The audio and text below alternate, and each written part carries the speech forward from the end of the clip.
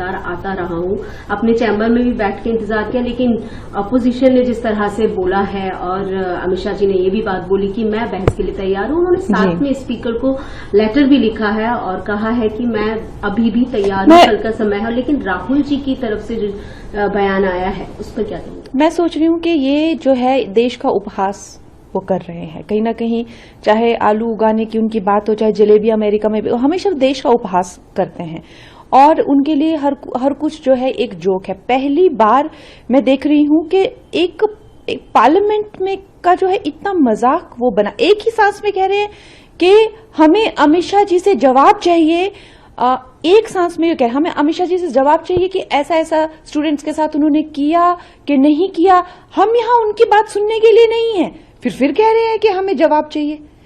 ये किस तरह का मजाक ये देश के साथ हो रहा है? मतलब उन्हें कोई लाज कोई शर्म नहीं रही है और पूरी दुनिया देख रही है और ये सोच रही है ये किस तरह का पर्सन है जो एक ही सांस में कह रहा है कि अमित शाह मुझे तुमसे जवाब चाहिए कि क्या जो भी उनके क्वेश्चंस हैं कि गोली चली थी, क्या आंखें फूटी थी या जो भी है, लेकिन मैं यहां तुम्हारी बकवास सुनने के लिए नहीं हूं। Why should I listen to you? अरे आप जवाब मांग रहे हैं, फिर आप कह रहे हैं why should I listen to you? एक ही सांस में आप ये ऐसी दो गली बातें कैसे कर रहे हैं? How does this even work? What is he thinking?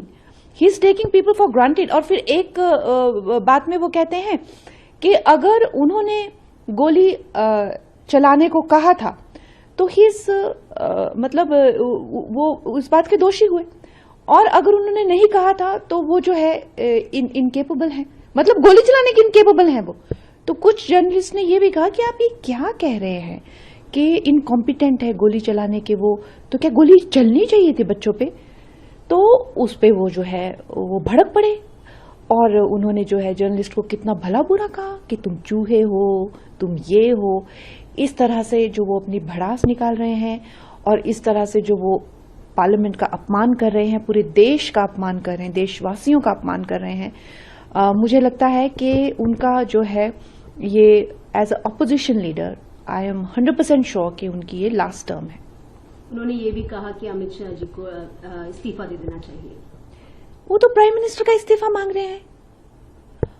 वो जो है इस देश के डेमोक्रेटिकली इलेक्टेड प्राइम मिनिस्टर का इस्तीफा मांग रहे हैं, जिन्हें जो है इतना बड़े मैंडेट जो भी तीसरी बार मिला है, तो वो तो हर एक का इस्तीफा मांग रहे हैं। उनको तो लगता है कि उनके सिवाय इस देश में कोई एग्जिस्ट ही नहीं करना चाहिए, और फिर बाकी जो उनकी करतूत है, चाहे वो सोरोस के साथ मिलकर, चाहे वो इंटरनेशनल शक्तियों के साथ मिलकर इस देश के टुकड़े कर देना, इस देश को कहीं का नहीं छोड़ना, उनका तो सीधा सीधा यही है जो मैंने हमेशा पहले से कहा है कि राख हो जाए लेकिन मैं राख पर ही शासन करूंगा। लेकिन उनको और कुछ नहीं पड़ी है।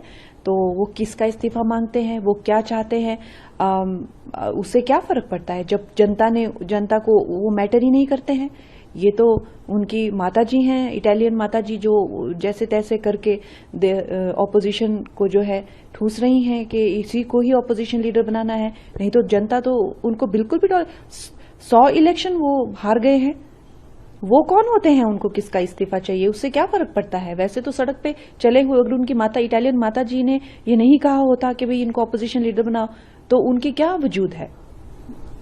कंगना, एक और शब्द का इस्तेमाल किया था जेनजीज के लिए, गटर शब्द का, लेकिन बाद में आपने यू टर्न लिया और उनको कहा कि वो देश की स्ट्रेंथ है। जी देखिए, जो लोग खुद को कॉकरोच बोलते हैं, तो अगर हम कहें कि कॉकरोच तो गटर से निकलता है, तो इसमें क्या बुराई है। तो मैं ये कहना चाहती हूँ कि जो लोग खुद को कॉकरोच कहते हैं, तो हम तो साधारण यही कह रहे हैं कि भाई गटर आपका घर है, तो अब आपको इससे क्यों दुख हो रहा है। लेकिन जो लोग खुद को कॉकरोच नहीं कहते हैं और उनको कॉकरोच से कुछ लेना देना, मैं तो नहीं मानती कि मैं कॉकरोच हूं, मैं नहीं मानती मैं कॉकरोच हूं। जो लोग नहीं मानते, तो मुझे कोई कहेगा कि मैं गटर में रहती हूँ तो मैं ना मना करूंगी, नहीं। लेकिन जो कहते हैं कि मैं कॉकरोच हूं तो वो गटर में ही रहेगा और क्या, तो उस तरह की उनकी मानसिकता होगी। लेकिन ये कह देना कि जी मैंने सबको कहा, सब युवाओं को कहा, ऐसा नहीं होता है। सब अगर कुछ युवा ड्रग्स करते हैं और हम ये कहे कि नहीं, कुछ युवाओं ने जो है वो आजकल जो है ये एक इस तरह से एक रीत चली हुई है कि ड्रग्स की या किसी और तरीके की बैटिंग की, जुआ की, या किसी और तरह की ऑनलाइन के जो एडिक्शन हो जाती है, ब्लैक वेब की, अगर हम किसी युवा वर्ग को संबोधित करें तो इसका मतलब ये थोड़ा ना है कि सब बताइए, मेरा ऐसा कहा मैंने लिखा है कि सब युवा गटर है। मैंने स्पेसिफिकली सम पीपल या सम वुमेन, ये मैंने स्पेसिफिकली लिखा हुआ है। तो क्या अब हम उनको कैसे संबोधित करें? अगर हमें किसी को दिखाना कि कुछ युवा जो है, तो हम ये कहेंगे some youth are doing drugs these days, इसी तरह से हम उस वाकयात को शुरू करेंगे।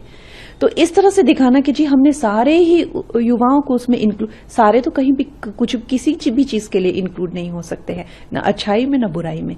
इतनी तो कॉमन सेंस सभी को होती है, लेकिन खैर विपक्ष को तो कॉमन सेंस भी नहीं है। नहीं तो एक ही सांस में कोई कैसे कह सकता है कि I don't have time to listen to you Amit Shah, but I want answers of these things from you. हाँ तो भाई आइए अंदर पार्लियामेंट में ये सब प्रश्न अपने रखिए, जो आप पूछ रहे हैं वो सब प्रश्न पार्लियामेंट में रखिए। आप क्या चाहते हैं कि अमित शाह जी आपको पार्लियामेंट के आंगन में आकर 1-to-1 जवाब दे? क्या मतलब? तो जिन लोगों का इतना आईक्यू लो हो उनसे आप क्या उम्मीद कर सकते हैं?